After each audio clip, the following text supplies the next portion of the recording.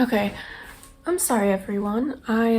Someone came home, I got a bit shy, so we're back. They've gone again, so I'm gonna finish the video. I've also got a jumper on because it got a bit chilly. Got a bit chilly in the break. Okay, so the next kind of symptom of anxiety that I think probably isn't talked about enough is loss of appetite. It's very, very common with anxiety. I cannot tell you the scientific reason behind this, but it's something to do with your anxiety disrupting your digestive system, and this is masking your hunger levels in my eyes, because your body still needs fuel, your body still needs food, right? But the anxiety is disrupting that kind of signal saying we are hungry, but your body is still hungry.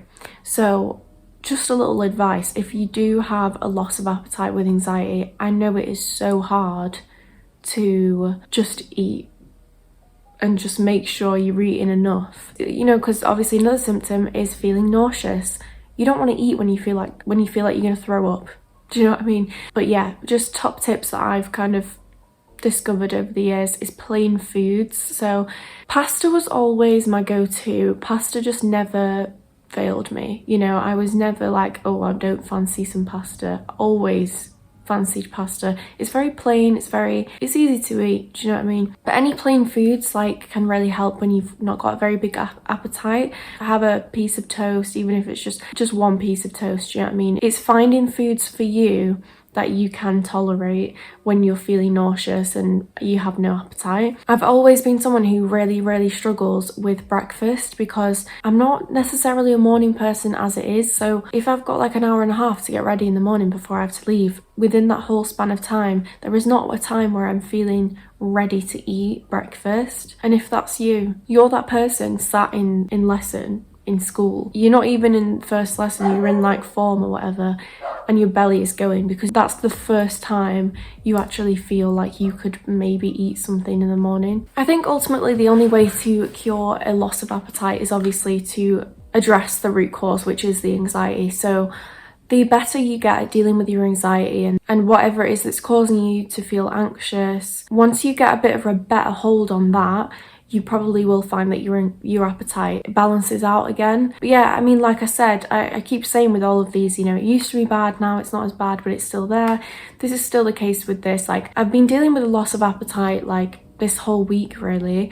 It kind of goes hand in hand with a loss of appetite, but sometimes with anxiety it's really weird, but some foods can really, you can have a few like food aversions. And like, I made a tuna sandwich the other day, right? I was like, yeah, I fancy a bit of tuna, I'm gonna make a tuna sandwich. I made it, I sat down, took one bite, that was it. I couldn't eat anymore. It made me feel sick. So again, nausea, anxiety, food, it can get a bit messy sometimes, but yeah, that's just something else that I don't know if we talk about enough with anxiety, you know? When we talk about anxiety, I feel like it's just like, oh, butterflies in your stomach and bit nervous.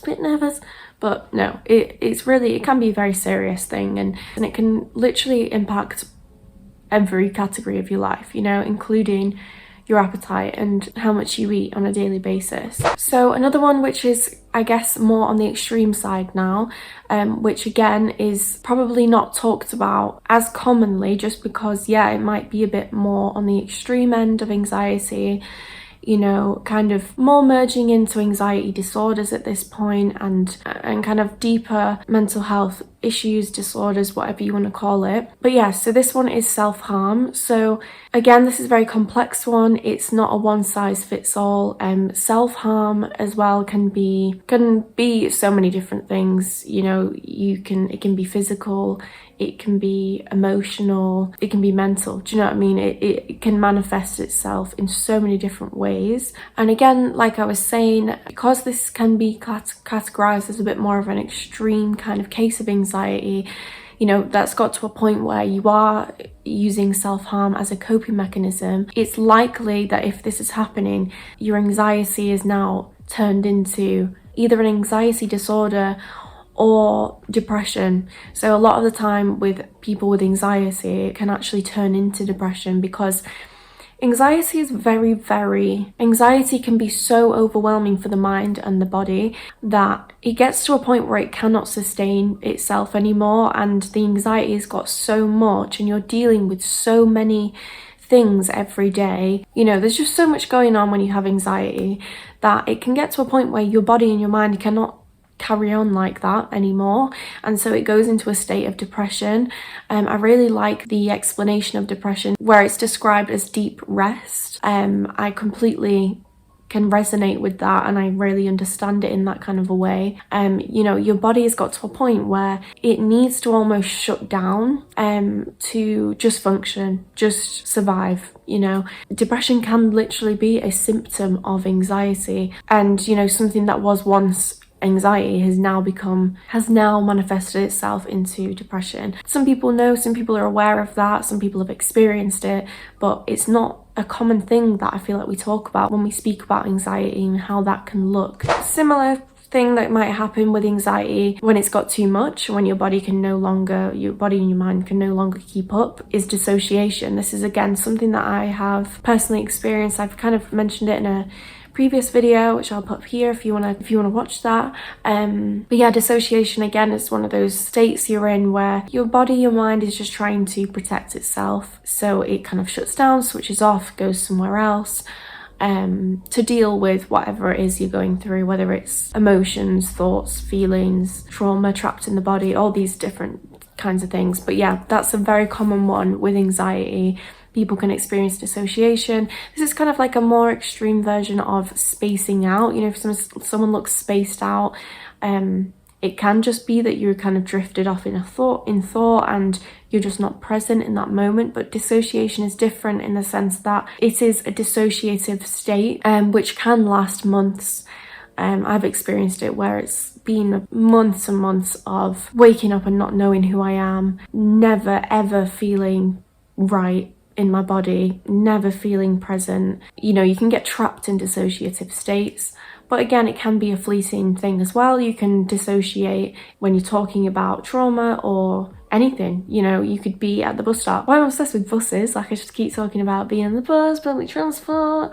Honestly, it's not my favourite thing. I don't know why I'm so obsessed with it. But you could be walking down the street. You could just be having a conversation with someone, and because you're so anxious, you're dissociating, and suddenly the world just doesn't look right anymore. It's a very strange thing to try and describe. It's just not straightforward. And like I said before, all these things are so different and so individual. One person might deal with dissociation in a completely different way to somebody else. Like I said, both of them are responses to anxiety, symptoms of anxiety, and coping mechanisms for anxiety. So the last one I want to mention is being blunt or rude. So anxiety has caused me to be quite a rude person at times. I remember I was going through quite a difficult time in college, and I just remember this time where I was walking to college and I was waiting at a traffic light. This random girl, I didn't know who she was also waiting with me, and we sort of caught eyes, and she was so lovely and she just like smiled at me. And because I was so anxious and quite depressed, to be honest, I just looked straight at her and looked away like a bitch. But again, I wasn't looking away from her. I wasn't not smiling at her because I didn't like her or I wanted to be rude. And I was so anxious and honestly just not here on planet Earth that I just didn't respond. I didn't respond appropriately. I didn't smile at her, and I always look back and think about that and how I would feel if I'd smiled at someone and they just kind of gave me a bit of a dirty look and turned away. But again, this is what anxiety can do to us. Like, it can cause you to appear really rude to people, like, because they obviously don't know how you're feeling on the inside. They obviously don't know what you're going through, especially someone that you've never had a conversation with and you're literally passing by in the street. They definitely don't know what you're going through, and so it can come across as being rude. Yeah, I think a lot of this is probably in in social settings, you know, when people are having a conversation with you and you're just so anxious that you can't enjoy the conversation, for one, because you're so caught up in your own head that that's not even an option to enjoy the conversation. So you're coming across as quite maybe dull or uninterested, or you know what I mean? So yeah, that's just another one to kind of be aware of. That is quite common. Don't worry if you feel like you're a rude person because of your anxiety. Like I said again, it can get better. It most likely will get better. You're not always going to be a rude person, don't worry. But yeah, also for people who don't experience anxiety and you're watching this video to better understand people in your life or people around you that do struggle with anxiety, it's just something to look out for, that if you do feel like they're being rude or uninterested or dismissive and all these things, just bear it in mind that it could just be their anxiety and they're not actually trying to be rude.